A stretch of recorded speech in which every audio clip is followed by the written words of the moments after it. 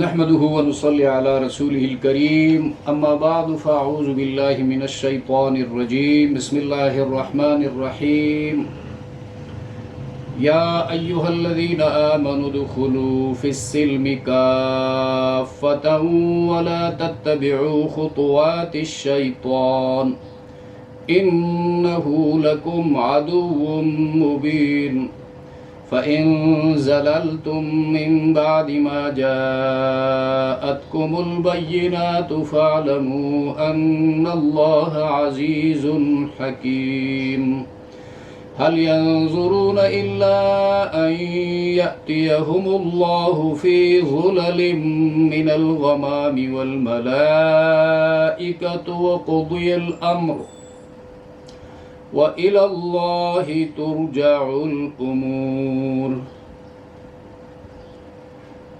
سورۃ البقرہ آیت نمبر 208 تا 210 لفظی ترجمہ۔ یا ایھا الذین، اے وہ لوگو جو آمنو ایمان لائے ہو، ادخلوا آ جاؤ، داخل ہو جاؤ، فی السلم اسلام میں۔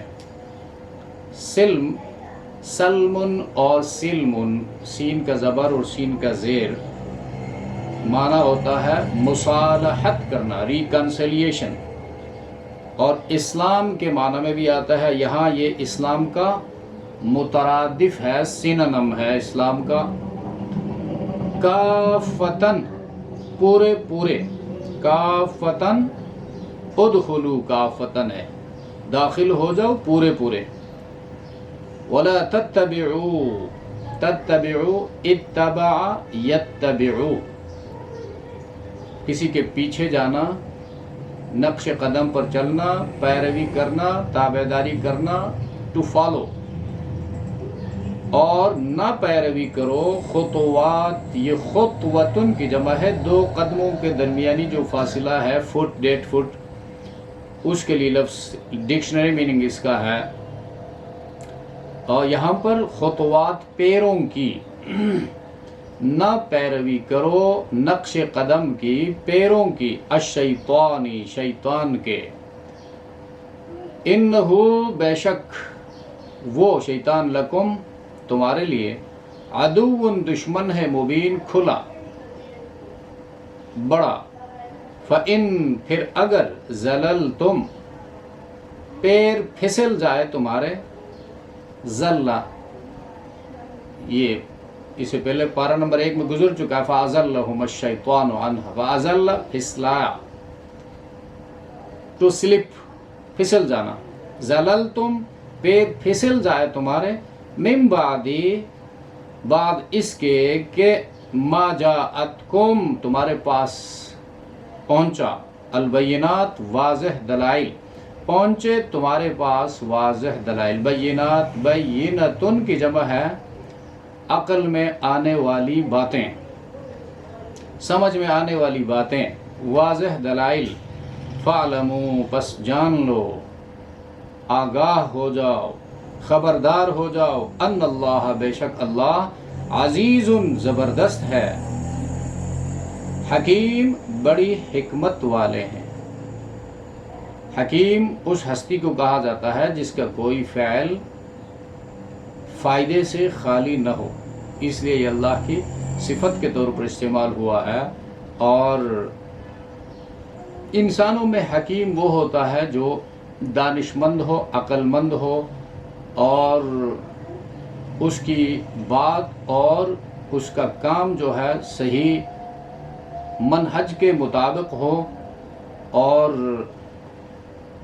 وزنی بات ہو، برمحل، موقع محل کے مناسبت سے بات کرتا ہو، اور برمحل فیصلہ کر سکتا ہو، اس کو حکیم کہا جاتا ہے۔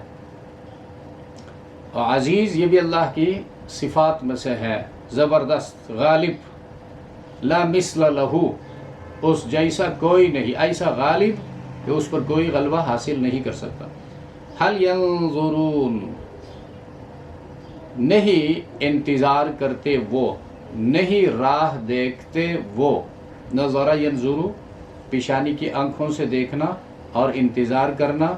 حل ینظرون، حل یہاں پر نافیہ ہے، اسی کے بعد میں الا استثناء آیا ہے، ایکسیپشن آیا ہے، تو اس سے پہلے جب حل آتا ہے تو وہ نفی کے معنی میں استعمال ہوتا ہے.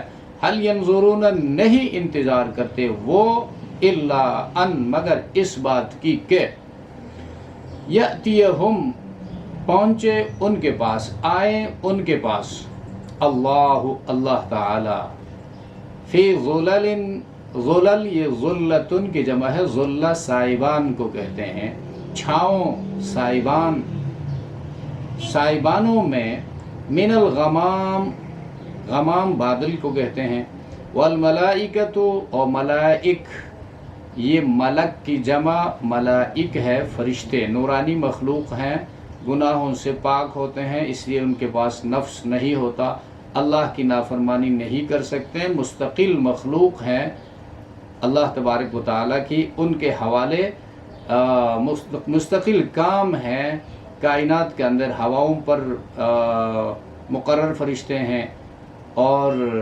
بادلوں پر ہیں، بارشوں پر ہیں، انسانوں پر ہیں، اور انسانوں کی پھر حفاظت کے لیے ہیں، اور انسانوں کے دل میں نیکی الہام کرنے والے فرشتے ہیں، تکالیف سے حفاظت کرنے والے فرشتے ہیں. جب تک انسان اللہ کی طرف متوجہ رہتا ہے تو وہ فرشتے اللہ کی طرف سے حفاظت پر مامور ہیں. اس طرح قبر میں منکر نکیر جو کفار کے پاس آتے ہیں، یا مبشر بشیر خوشخبری لانے والے اہل ایمان کے پاس آنے والے فرشتے ہیں، جہاں پر قرآن کا درس ہوتا ہے، اللہ کی یاد ہوتی ہے، وہاں پر آ کر بیٹھنے والے ان مجالس کو چیک کرنے والے فرشتے ہیں، انسانوں کا رزق لے کر اوپر سے نازل ہونے والے فرشتے ہیں، انسانوں کے اعمال لے کر اوپر جانے والے فرشتے ہیں، اور انسانوں کے اعمال لکھنے والے فرشتے ہیں جو نیک اعمال اور برے اعمال لکھنے پر مامور ہیں، اور عرش کو اٹھانے والے فرشتے ہیں، اور پھر عبادت پر مامور، ہر آسمان میں فرشتوں کی جو تعداد ہے وہ عبادت پر مامور ہے. تو غرض ان کی تعداد جو ہے اللہ ہی کو معلوم ہے، اور یہ مستقل مخلوق ہے، اور جس طرح انسان مستقل مخلوق ہے، جس طرح جنات مستقل مخلوق ہیں، فرشتے بھی مستقل مخلوق ہیں. یہ نہیں کہ انسانوں میں کوئی نیکی کی جو طاقت ہے اس کو ملک کہا جاتا ہے، اور برائی کی گناہوں کی جو قوت ہے اس کو شیطان کہا جاتا ہے. یہ بے بنیاد بات ہے. اور قرآن کریم میں ان کے نام پر مستقل صورت ہے، سورۃ الملائکہ، سورۃ الفاطر جو ہے اس کا دوسرا نام سورۃ الملائکہ ہے، اور ان کی پیدائش چونکہ نور سے ہوئی ہے، لہٰذا یہ چونکہ عقائد کے حوالے سے باتیں ہوتی ہیں تو ان پر نظر رہنی چاہیے. الا ان یاتیہم، مگر اس بات کی کہ آئیں ان کے پاس اللہ تعالیٰ، فی ظلل، سائبانوں میں، من الغمام، بادل کے، والملائکۃ، اور فرشتے، وقضی، اور طے کر دیا جائے. قضی یہ قضاء سے فیصلہ کرنا، ٹو ڈیسائڈ، قضی اور طے کر دیا جائے، فیصلہ، الامر معاملہ، معاملہ نمٹا دیا جائے. وإلی اللہ، اور اللہ کی طرف، ترجع، لوٹیں گے، رجع یرجع، اور ترجع لوٹایا جانا، یہ ویسی وائی سے الامور، الامر کی جمع ہے، اوپر جو کہا قضی الامر، اسی امر کی جو جمع ہے، پلورل ہے، وہ امور ہے، معاملہ اور معاملات، تمام معاملات. اب یہاں پر ان آیتوں میں یہ بیان ہے کہ جو پکا سچا مسلمان ہوتا ہے وہ خوبیوں سے ہمکنار ہوتا ہے، وہ ہر وقت جو ہے اسلام کے احکام کو اپنے سینے سے لگائے رکھتا ہے. اس کی پوری زندگی، اس کے قدم، اس کے سانس، اس کے دماغ کا سوچ، اس کے فیصلے، اس کی عبادت، اس کی معاشرت، اس کی سیاست، اس کے اخلاقیات اور اس کے عقائد سب اس اسلام کے اندر ہوتے ہیں. وہ پک اینڈ چوز والا، اپنی مرضی پر چلنے والا مسلمان نہیں ہوتا. شناختی کارڈ میں لکھا ہوا جو نام ہے مسلمانوں والا، وہ اسی پہ گزارا نہیں کرتا. بلکہ اپنی پوری زندگی کو اس دین کے حوالے کرتا ہے جو اللہ نے بھیجا ہے۔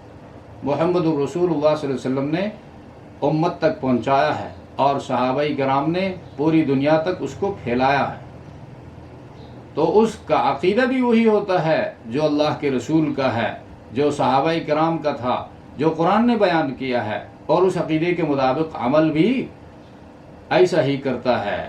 وہ جس طرح عقائد میں اللہ کے رسول کے بتائے ہوئے راستوں پہ چلتا ہے، اعمال میں بھی اللہ کے رسول کے نقشے کو سامنے رکھتا ہے کہ اللہ کے رسول نے یہ معاملہ کس طرح اپنایا تھا، اس پر عمل کس طریقے سے کیا تھا۔ تو ان آیات میں اس بات کی طرف توجہ دلائی گئی ہے۔ گزشتہ آیتوں میں جب آپ دیکھیں تو ان کے ساتھ یہاں پر مناسبت ہے۔ گزشتہ آیتوں میں حج کے حوالے سے احکامات بیان ہوئے، اور حج جو ہے وہ جہاد کی تیاری ہے۔ حج میں بدن لگتا ہے، حج میں مال لگتا ہے، حج میں تعب اور تکلیف برداشت کرنی پڑتی ہے انسان کو، اور جہاد میں بھی یہی ہوتا ہے، بدن لگانا ہوتا ہے، وقت لگانا ہوتا ہے، مال لگانا ہوتا ہے، بغیر اس کے جہاد ہو نہیں سکتا۔ اور اس کے بعد پھر ایک جنس جو ہے منافق جسے کہا جاتا ہے، اس کا کردار پیش کیا کہ معاشرے میں ایسے لوگ بھی ہوں گے جو پورے دین پر عمل کرنے کی راہ میں رکاوٹ بنیں گے اور رکاوٹیں کھڑی کرنے کی کوشش کریں گے، اپنے اعمال سے، اپنے اقوال سے، کردار سے، گفتار سے، احوال سے، اور مسلمانوں کو شک و شبے میں ڈالنے کی کوشش کریں گے۔ تو اس حوالے سے مسلمانوں کو اللہ تبارک و تعالیٰ اویئرنیس دیتا ہے کہ جس دین کو تم مانتے ہو اور جس دین کو مان کر تم مومن کہلائے ہو، اللہ کے کہلائے ہو، لہٰذا اس دین پر پورے داخل ہو جاؤ، اس دین میں پورے داخل ہو جاؤ، اس دین پر پورا عمل کرو۔ تو گزشتہ آیتوں میں جو دعائیں ذکر ہوئی، ربنا آتنا فی الدنیا حسنہ وفی الآخرۃ حسنہ، تو حسنہ کی بات حاجی حضرات، اس میں جو مخلص اہل ایمان ہوتے ہیں وہ حسنہ مانگتے ہیں اللہ سے، دنیا میں بھی حسنہ خوشگوار زندگی، اور آخرت میں بھی حسنہ بہترین زندگی۔ تو یہ حسنہ جو ہے، یہ بہترین زندگی کیسے حاصل ہوگی؟ یہ تو صرف دعاؤں سے حاصل نہیں ہوتی۔ اللہ فرماتا ہے اس کے لیے، اس خوبی کو حاصل کرنے کے لیے دین میں پورے داخل ہو جاؤ۔ اب ان آیات میں اس مضمون کو بیان کر رہا ہے۔ اور تیسری بات جو ہے، دوسری بات اس میں یہ ہے کہ جو مومن کہلاتے ہیں ان سے اللہ فرماتا ہے کہ صرف ایمان لانے پر گزارا مت کرو، اس کو کافی مت سمجھ کہ ہم ایمان والے ہیں۔ ایمان کے ساتھ اعمال صالحہ، ادخلوا فی السلم کافہ، اعمال صالحہ جس طرح عقیدہ ہے اسی طرح کا عمل بھی ہونا چاہیے۔ یہ نہیں کہ عقائد تو ہمارے بڑے مضبوط ہیں، اللہ کے ساتھ کسی کو ہم شریک نہیں ٹھہراتے، الحمدللہ محمد الرسول اللہ صلی اللہ علیہ وسلم کی رسالت و نبوت اور پیغام اور ختم نبوت سب پر ہمارا بے شک مضبوط ایمان ہے۔ اس کے لیے جان تک کی قربانی دینے سے مسلمان دریغ نہیں کرتا۔ تو یہ فرمایا کہ اب اس پیغمبر کے طریقوں کو بھی تو زندہ کرو، جس کے لیے جان دینے کے لیے تیار ہو، اس کی سنت کو اپنانے کے لیے تیار نہیں ہو، وجہ اس کی کیا ہے؟ اور عقیدہ آخرت جو ہے، آخرت کو ہم مانتے ہیں، مطلب اس کا کیا ہے؟ یہی بدن، اسی کے اندر یہی روح، اور اللہ کے حضور پیشی ہوگی۔ آگے جو ہے بہت بڑی کھائی ہے جس کی گہرائی کا اندازہ انسان نہیں کر سکتا، جس کی وسعت کا اندازہ انسان نہیں کر سکتا، جس کی سزاؤں کا، جس کے عذابوں کا اندازہ انسان نہیں کر سکتا، اور جس کی زندگی کا اندازہ انسان نہیں کر سکتا۔ تو اب ان تمام کا تقاضا یہ ہے کہ اسے بچنے کے لیے کوشش کرے، اور اللہ کی رضا کا جو مقام ہے، جس کو جنت کہا جاتا ہے، رحمت کا مقام ہے، اور وہاں جائے کہ جس کی زندگی کا اندازہ انسان نہیں کر سکتا، جس کی نعمتوں کا اور جس کی عیش و عشرت کا اندازہ انسان نہیں کر سکتا، تو اس کے لیے کچھ برداشت کرے، اس کے لیے کچھ تکلیفیں سہے، اور اس کے لیے کچھ صبر کرے، کچھ تحمل کرے، مال لگائے، صلاحیتیں صرف کرے، اور اپنے اوقات کو اس طرح تقسیم کرے کہ اللہ کے بندوں تک اللہ کا دین پہنچائے، اور اللہ کا دین اللہ کی کتاب کے اندر ہے۔ تو یہاں پر یہ فرماتا ہے کہ پیچھے جو خوبی تم نے دعا میں مانگی، آتنا حسنہ فی الدنیا حسنہ وفی الآخرۃ حسنہ، تو یہ کیسے حاصل ہوگا؟ ادخلوا فی السلم کافہ، دین میں پورے پورے داخل ہو جاؤ، وہ خوشگوار زندگی جنت کی تمہیں حاصل ہوگی، وہ خوشگوار زندگی، پرامن زندگی دنیا کی بھی تمہیں حاصل ہوگی، اور اس کے لیے قربانیوں کی ضرورت ہے۔ حدیث میں آتا ہے حجبت النار بالشہوات، جہنم کے ارد گرد باڑ لگائی گئی ہے خواہشات نفسانی کی، اور وحجبت الجنت بالمکارہ، اور جنت کے ارد گرد باڑ لگائی گئی ہے تکالیف کی، مصیبتوں کی۔ تو جو بندہ دین کے لیے جتنی تکالیف برداشت کرتا ہے وہ جنت سے اتنا قریب ہوتا ہے، دین کے لیے جتنی پریشانی برداشت کرتا ہے، جتنا ٹینشن برداشت کرتا ہے، جنت سے اتنا قریب ہوتا ہے، اور جتنی اپنی مرضی پہ چلتا ہے، اپنا شوق پورا کرنے کے لیے زندگی بسر کرتا ہے، جہنم سے اتنا قریب ہوتا ہے۔ آخری پارہ سورۃ النازعات کی آخری رکوع میں وَأَمَّا مَنْ خَافَ مَقَامَ رَبِّهِ وَنَهَى النَّفْسَ عَنِ الْهَوَىٰ فَإِنَّ الْجَنَّةَ هِيَ الْمَأْوَىٰ، اور جو کوئی حاکم ہو یا محکوم، مرد ہو یا عورت، چھوٹا ہو یا بڑا ہو، مالدار ہو یا نادار ہو، جو کوئی اپنے رب کے حضور کھڑے ہونے سے ڈرا، آخرت کی پیشی سے ڈرا، اور اپنے نفس کو ناجائز خواہشات سے روکے رکھا، جنت اس کا ٹھکانہ ہے۔ فَإِنَّ الْجَنَّةَ هِيَ الْمَأْوَىٰ، اب یہاں پر ناجائز خواہشات پہ پیر رکھنا ہے، دوسرا قدم جنت میں ہوگا۔ اور تیسری مناسبت یہ ہے اس آیت کی گزشتہ درس کے ساتھ، گزشتہ درس میں مشرکین مکہ نے اپنی طرف سے جو پابندیاں لگا رکھی تھی، جو رسوم و رواج، بدعات انہوں نے ایجاد کی تھی، اب یہاں فرماتا ہے ان بدعات کو دفع کرو، دین میں پورے پورے داخل ہو جاؤ، دین کے ساتھ من چاہی طریقوں کو اختیار کرو گے تو وہ دین دین نہیں رہے گا، ایک آمیزش ہوگی انسانی خواہشات اور اللہ کے احکامات کی، تو اس پر کامیابی کا مدار نہیں ہے۔ اچھا، تو یہاں پر یا ایھا الذین آمنو خطاب ایمان والوں سے ہے، یا ایھا الذین آمنو، اے ایمان والو، ادخلوا فی السلم کافہ، ادخلوا داخل ہو جاؤ۔ ایمان کس چیز کا نام ہے؟ تصدیق، دل سے ماننے کا نام ہے، اور زبان سے اقرار کرنے کا نام ہے۔ اور آمنو کہا اور السلم کہا، اسلام، اسلام اعمال کا نام ہے، نماز پڑھنے کا نام، روزہ رکھنے کا نام، حج کرنے کا نام، اور زکوٰۃ دینے کا نام، اور اللہ کی راہ میں جہاد کرنے کا نام۔ تو ایمان بیج ہے، اور اسلام میں سے نکلنے والا درخت، بیج سے اگر درخت نہ نکلے تو پھر کہاں سے کھائے گا؟ اسلام جو ہے وہ پھل ہے، ایمان بیج ہے۔ ایمان جب کسی انسان کے اندر ہے تو وہ ایک دریافت ہے، اور پیشانی کی آنکھوں سے نظر نہیں آتا، اس رب کے سائنز ہیں، نشانیاں ہیں، قدرت کی نشانیاں ہیں، ان سے اس رب کا تعارف حاصل کرو۔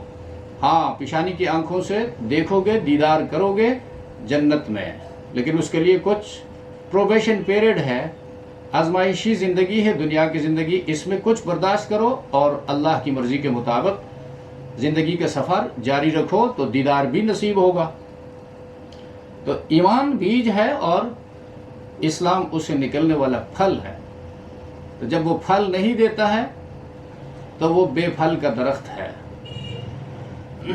اچھا، یا ایھا الذین آمنوا ادخلوا فی السلم، ایمان میں پورے پورے داخل، کافتن، کافتن کا معنی تم پورے دین میں داخل ہو جاؤ، دین پورا تمہاری زندگی میں ہو۔ اس آیت کا معنی یہ ہے، جس طرح بجلی کی تاروں میں کرنٹ دوڑتی ہے، اس طرح تمہاری زندگی کے ہر موڑ میں، ہر مرحلے میں اللہ کا حکم، رسول اللہ کا طریقہ ہونا چاہیے۔ ادخلوا فی السلم کافہ، یہاں پر کچھ لوگوں کا یہ خیال ہوا اس زمانے میں کہ بھئی کچھ وہ جو ہے رعایت تورات کے احکامات کی بھی ہونی چاہیے، بھی قرآن کے احکامات کے ساتھ ساتھ، جس طرح آج کل کے روشن خیال کہتے ہیں کہ بھئی عیسائیت میں یہ ہے، یہودیت میں یہ ہے، تو اچھی باتیں ہیں، ان کو بھی اختیار کرنا چاہیے۔ تو اللہ نے فرمایا ان چیزوں کی کوئی ضرورت نہیں ہے، یہ پرانے نوٹ ہیں، پرانے نوٹ ہیں، پرانے نوٹ منسوخ ہو چکے ہیں، اور ان نوٹوں کو لے کر بازار جاؤ گے کوئی تمہیں ایک ماچس دینے کے لیے تیار نہیں ہے، اس لیے کہ وہ ان کی قیمت ختم ہو گئی ہے۔ اب جس کرنسی کا رواج ہے وہ ہے قرآن کریم، اس کرنسی کو لے کر آگے بڑھو گے تو اس کی قیمت بھی ہے اور آگے چل کر یہ بیلنس میں جمع بھی ہوگا۔ ادخلوا فی السلم، اسلام میں پورے داخل ہو۔ تو اسلام سبمیشن ٹو ون گاڈ، یعنی اور مکمل، پارشل نہیں، جزوی نہیں، کہ جو ہماری مرضی کے مطابق ہو وہ اسلام ہے، اختیار کریں گے۔ جو ہماری مرضی سے، ہمارے مفادات سے ٹکرائے، ہماری خواہشات پہ زد آئے اسے، تو ہم اس کو چھوڑ دیں، اس کے لیے مختلف بہانے بنائیں، اس طرح یہ ہوتا ہے وہ ہوتا ہے، تو یہ بندہ اللہ کی نگاہ میں صحیح معنوں میں مسلمان نہیں ہے۔ آج شناختی کارڈ کا مسلمان ہو سکتا ہے۔ اکبر الآبادی کہتا ہے مسلمان تو وہ ہے جو ہو مسلمان علم باری میں، ہزاروں یوں لکھے ہوئے ہیں مسلمان مردم شماری میں۔ تو مردم شماری کا مسلمان ہو سکتا ہے معاشرے میں۔ آپ دیکھتے ہیں بہت بڑا چور ہے، بہت بڑا ڈاکو ہے، شناختی کارڈ فارم میں اس نے بھی اسلام لکھا ہے۔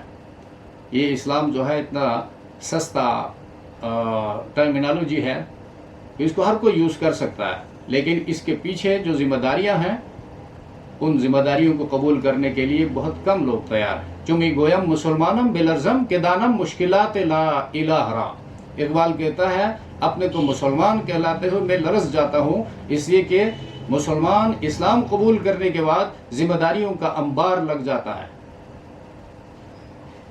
تو وہ مسلمان جو اللہ کی نگاہ میں مسلمان ہے، یہاں پر اس کی طرف دعوت ہے کہ کافہ پورے اسلام میں ثابت قدم ہو جاؤ۔ قل ان صلاتي ونسكي ومحياي ومماتي للہ رب العالمین، اے پیغمبر کہہ دیجئے بے شک میری نماز، میری قربانی، میرا مرنا، میرا جینا اللہ کے حکم کے مطابق ہوگا۔ وبذالک امرت وانا اول المسلمین، اور اسی کا میں حکم دیا گیا ہوں اور میں سب سے پہلے ماننے والوں میں سے ہوں۔ تو بار جہاں کہیں اسلام لفظ جب آ جائے تو تابعداری اور فل سبمیشن کے معنی میں آئے گا۔ اسلم، تابعدار ہو جا۔ ابراہیم علیہ السلام سے اللہ نے فرمایا اسلمت لرب العالمین، ابراہیم علیہ السلام نے فرمایا اللہ میں تو جہانوں کے پروردگار کا مکمل تابعدار ہوں۔ ولا تتبعوا خطوات الشیطان، اور شیطان کے نقش قدم پر مت چلو۔ لا تتبعوا، تابعداری مت کرو شیطان کے قدموں کی۔ شیطان نے تعمیل حکم سے انکار کیا تھا، سب کو پتہ ہے۔ آدم علیہ السلام کے حضور سجدہ کرنے کا اللہ نے حکم دیا تو اس نے انکار کیا تھا، اور پھر کیا ہوا، رجیم ٹھہرا۔ وَإِنَّ عَلَيْكَ اللَّعْنَةِ إِلَى يَوْمِ الدِّينِ، اللہ نے فرمایا قیامت کے دن تک تجھ پر میری لعنت ہوگی۔ اور مومن بھی احکام اسلام کا انکار کرے گا۔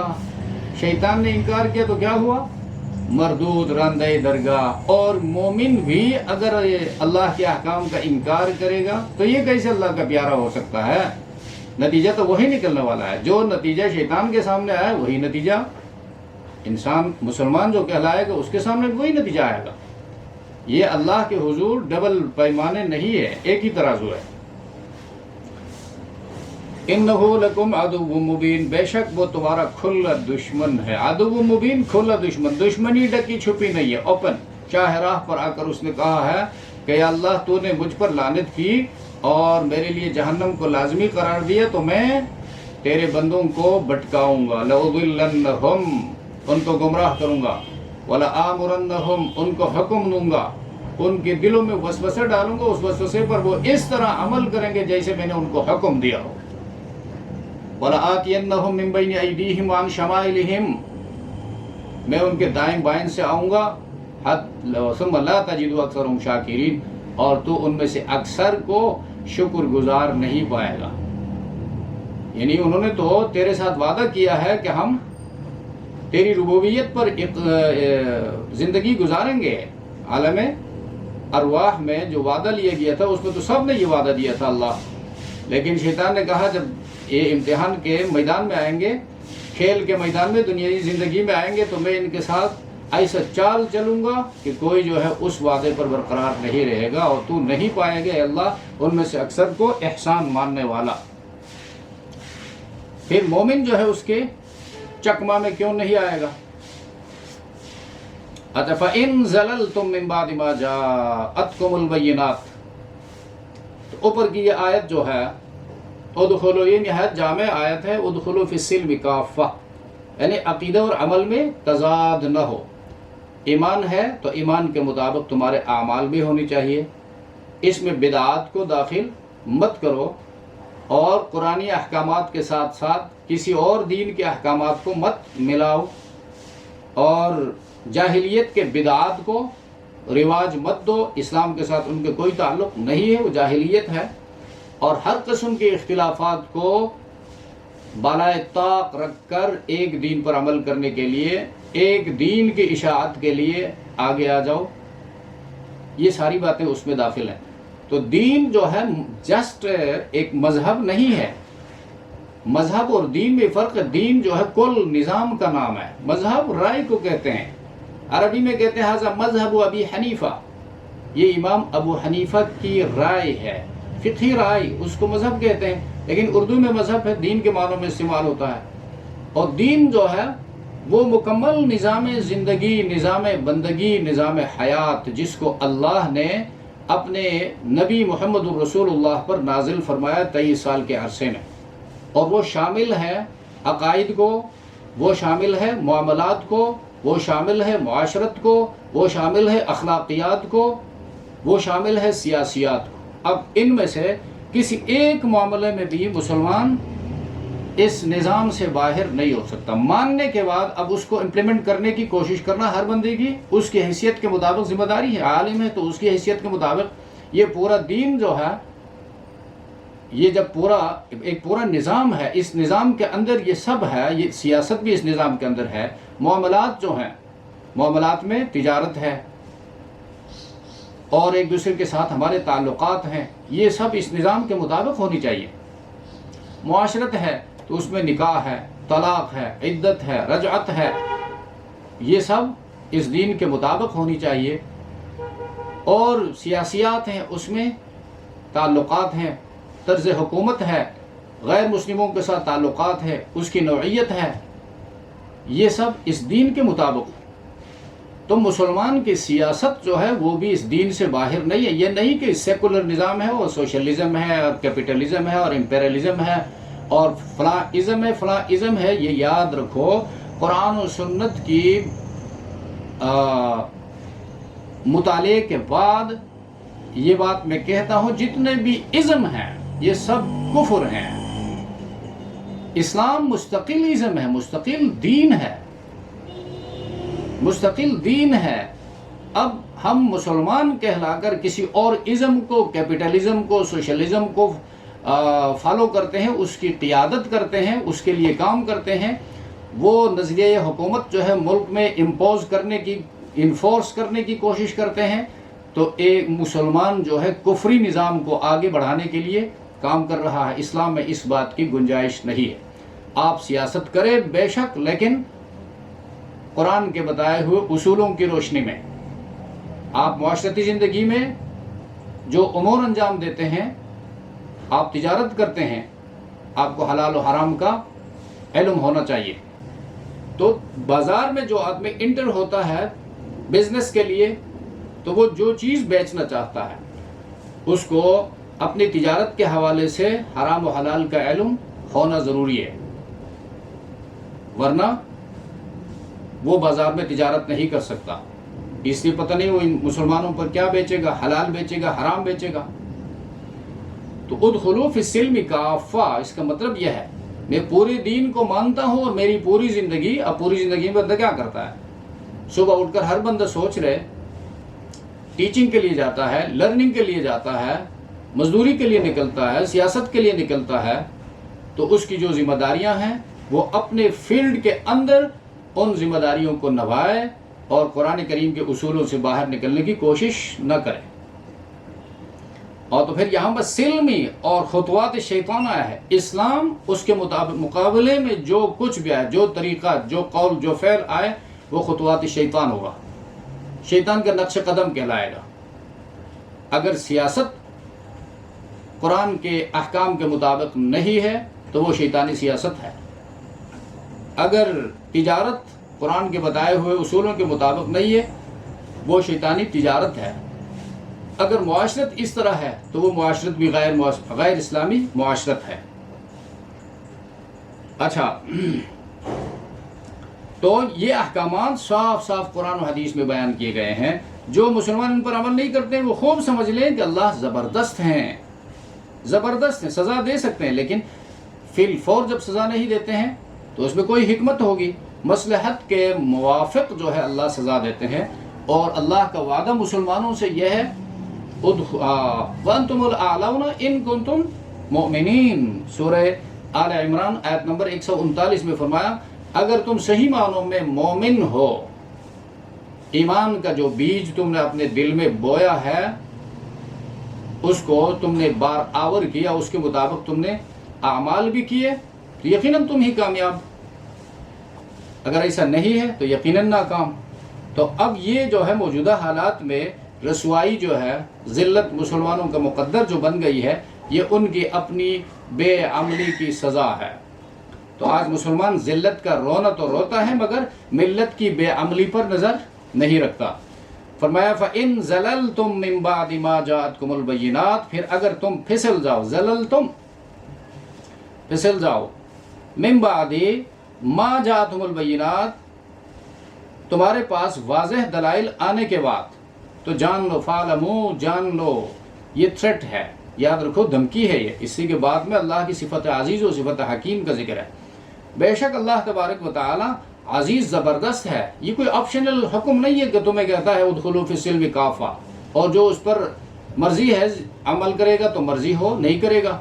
یہ کوئی آپشنل مسئلہ نہیں ہے، اس لیے کہ یہ زبردست خدا کے احکامات ہیں جو تمہیں ملیا میٹ کر سکتا ہے، تمہیں تباہ و برباد کر سکتا ہے، تم سب کو جہنم رسید کر سکتا ہے. یہ اس کی صفت ہے. لیکن فی الفور تمہیں جو مہلت دے رکھا ہے یہ اس کی صفت حکمت کام کر رہی ہے. پکڑنا کوئی مشکل نہیں ہے اس کے لیے، پکڑنے کے لیے اس نے وقت مقرر کیا ہے، اس لیے کہ وہ حکیم ہے، حکمت والا اللہ ہے.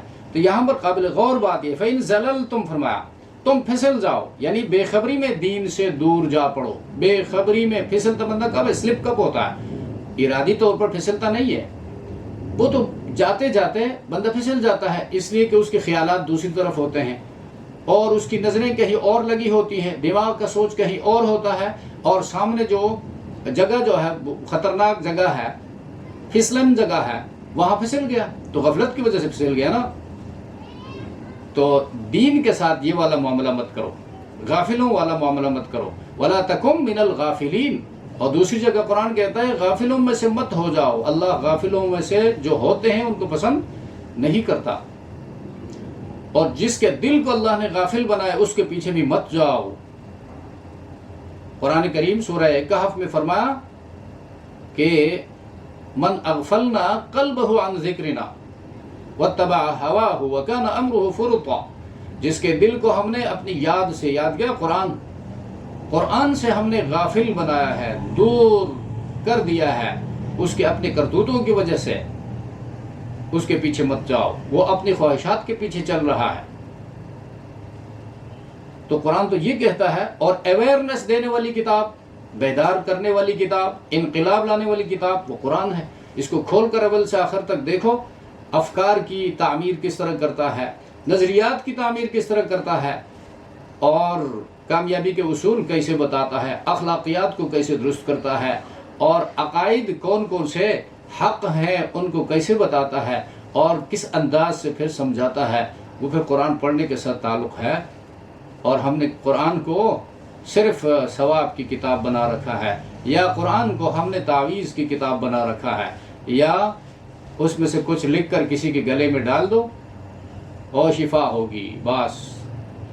تو صرف اتنی بات کے لیے اگر قرآن آیا ہوتا تو محمد رسول اللہ اتنی قربانیاں اس کے لیے برداشت نہ کرتے. حرم شریف کے سامنے بیٹھ کر جو ہے تعویذیں لکھ کر لوگوں میں تقسیم کرتے کہ جی یہ تعویذ ڈالو گے اور پانی میں گھول کر پیو گے تو بیٹا ہوگا اور تمہاری جو ہے نصیب اچھی ہوگی، قسمت اچھی ہوگی اور تکالیف دور ہوں گی۔ نہیں، اللہ کے رسول نے پتھر کھائے ہیں، زخم اٹھائے ہیں، ہجرت کی ہے، وطن چھوڑا ہے، رشتہ داروں کو الوداع کہا ہے، بدر میں حاضری دی ہے تلواروں کے سائے میں، اور احد کی زندگی میں لہو لہاں ہو گئے اور الزامات لگائے گئے، بدنام کرنے کی کوشش کی گئی، دیوانہ کہا گیا اور پاگل پن کا الزام لگایا گیا۔ سب کچھ برداشت کر کے اللہ کا کلام امت تک پہنچایا۔ تو اس کا نتیجہ کیا نکلتا ہے؟ کوئی قیمتی بات ہوگی۔ اب اس بات کو سمجھنے کے لیے اس کے قریب آنا چاہیے۔ تو یہاں پر زلل تم کہا، بندہ جو ہے جان بوجھ کر اللہ کے حکم کو مومن چھوڑ دے، یہ ہو نہیں سکے، یہ مومن کی شان سے دور بات۔ ہاں، غافل ہو جائے گا،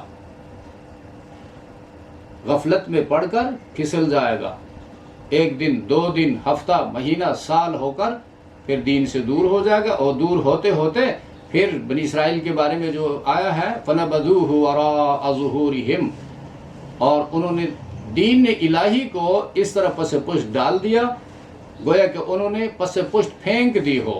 تو پھینکتا تو نہیں ہے، وہ تو کوئی اس طرح مجموعہ نہیں ہے اس کو پھینکا جائے، یا کانفرنس پارلیمنٹ کی میٹنگ بلا کر فیصلہ کر لے کہ جی آج کے بعد قرآن قابل عمل نہیں رہا، یہ پاسبل نہیں ہے۔ لوگوں کی زندگیوں سے اللہ کے یہ احکامات، رسول اللہ صلی اللہ علیہ وسلم کے یہ طریقے اس طرح پھسلنے سے، غفلت سے، بھول چوک سے، یہ آہستہ آہستہ زندگی سے ہٹتے جائیں گے اور ان کی اہمیت جو ہے کم ہوتی جائے گی۔ تو ایک دن ایسا آئے گا کہ انسان کہے گا کہ بھائی اس حکم پر عمل کرنے سے میری دنیا کا یہ نقصان ہوتا ہے۔ فَإِن زَلَلْتُم مِّن بَعْدِ مَا جَاءَتْكُمُ الْبَيِّنَاتُ فَاعْلَمُوا أَنَّ اللَّهَ عَزِيزٌ حَكِيمٌ، تو جان لو اللہ تبارک و تعالی زبردست ہے اور بڑے حکمت والے ہیں۔ تو یہ آیتیں بڑی قابل غور ہیں اور دعوت فکر دے رہی ہیں تمام ایمان والوں۔ هل ينظرون إلا أن يأتيهم الله في ظلل من الغمام، اب اسلام کے احکامات جس طرح گزشتہ آیت میں فرمایا صاف صاف لوگوں تک پہنچ گئے، اس کے بعد بھی وہ کجروی سے، گمراہی سے باز نہیں آتے ہیں، ان کو سخت دھمکی ہے ان آیتوں میں۔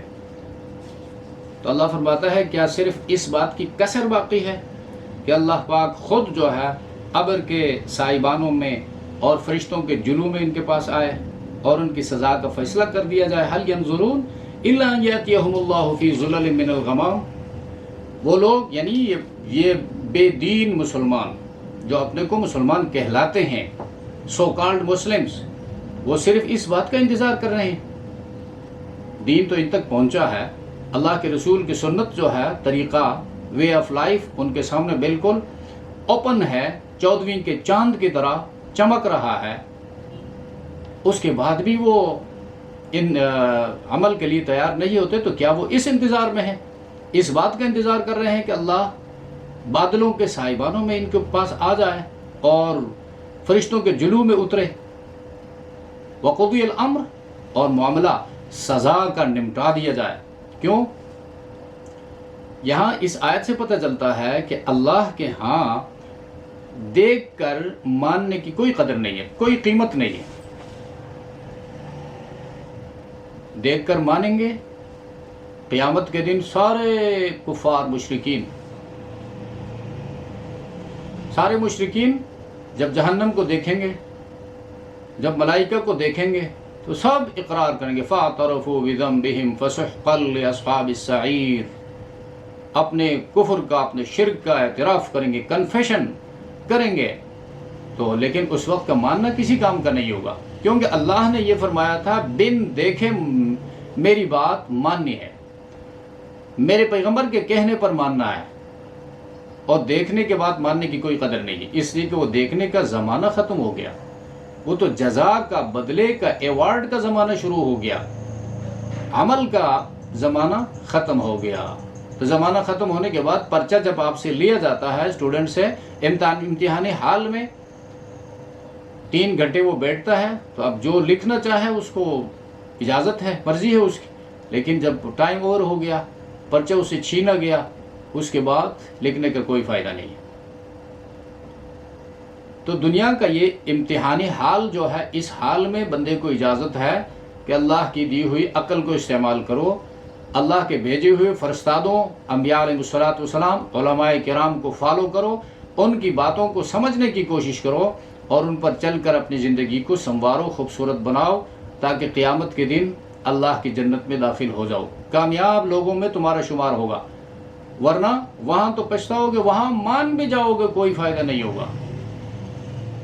تو اسے پتہ چلا دیکھ کر ماننے کی کوئی قدر و قیمت نہیں۔ یہ ایمان بالغیب کی اہمیت ہے۔ ایمان بالغیب سے انسان جنت میں جاتا ہے، اور دیکھ کر ماننے کے بعد پھر بھی جہنم چلا جائے گا۔ تو یہاں پر یہی فرمایا کہ اب اللہ غیب میں ہے اور وہ اپنے احکامات بھیج رہا ہے اور تمہیں عقل دی ہے، اب ماننے کا حکم دیا ہے اور ماننے پر اجر و ثواب کا وعدہ فرمایا ہے۔ لیکن ایک وقت ایسا آئے گا قیامت کے دن اللہ ابر کے سائبانوں میں آئیں گے۔ حضرت عبداللہ ابن مسعود رضی اللہ تعالیٰ عنہما سے یہ حدیث نقل ہے، قیامت کے دن اللہ تمام اولین و آخرین کو جمع فرمائیں گے اور سب حساب و کتاب کے منتظر ہوں گے، اور اللہ ابر کے سائبانوں میں عرش سے کرسی کی طرف اتریں گے۔ اور عبداللہ ابن عباس ترجمان القرآن ہے رضی اللہ تعالیٰ عنہما، ان کی روایت میں یہ ہے کہ سائبان کے ارد گرد اللہ کے ملائکہ ہوں گے۔ تو یہ اللہ کا آنا جو ہے یہ متشابہات میں سے ہے کہ کس طرح آئے گا، تو ظاہر ہونا، علماء فرماتے ہیں ظاہر ہونا۔ اللہ کا آنا یہ مطلب نہیں کہ جب پیروں سے چل کر آئے گا جس طرح کوئی انسان آتا ہے، یہ متشابہات میں سے ہے، جس طرح ایز اٹ از، جس طرح قرآن و سنت میں آئے ہیں اسی طرح ان کو ماننا چاہیے، اور ان کی حقیقت کو سمجھنے سے اب ہماری عقل قاصر ہے، عقل کے اندر اتنی پاور نہیں ہے کہ اس کرنٹ کو برداشت کرے جو اس حالت کو سمجھنے کے لیے ضروری ہے، اور پھر اس کو صرف ماننے میں کامیابی ہے، جاننا ہمارے ایمان کے لیے ضروری نہیں ہے۔ اس لیے اللہ نے اس کا مکلف بھی ہمیں نہیں بنایا کہ تو خواہ کھود کرید کر کے اس کو جاننے کی کوشش کرو۔ تو یہ اس وقت ہوگا، تو اللہ فرماتا ہے اس وقت تو اللہ اور اللہ کے فرشتے نظر آئیں گے، لیکن وہ مان بھی جائیں گے، لیکن وہ تو فیصلے کا وقت ہوگا، عمل کا وقت نہیں ہوگا، اور فیصلہ یہ ہوگا کہ یہ عقائد والے یا اعمال والے جہنمی ہیں اور یہ صفات والے جنتی ہیں۔ تو کیا تم اس انتظار میں ہو؟ هل ينظرون الا ان ياتيهم الله في ظلل من الغمام والملائكه وقضي الامر والى الله ترجع الامور، اور تمام کاموں کی حالات کی واپسی اللہ کی طرف ہے، فرد بھی اللہ کی طرف جا رہا ہے، حالات بھی اللہ کی طرف جا رہے ہیں، سب وہاں پر جمع ہو رہے ہیں۔ تو سب کو جب وہاں پہنچنا ہے اس وقت ان بدعملوں کو ان کی بدعملی کی قرار واقعی سزا دی جائے گی۔ تو اگلی آیات میں پھر اسی مضمون سے شروع کرتا ہے۔ سبحان ربک رب العزت عما یصفون وسلام علی المرسلین والحمد للہ رب العالمین۔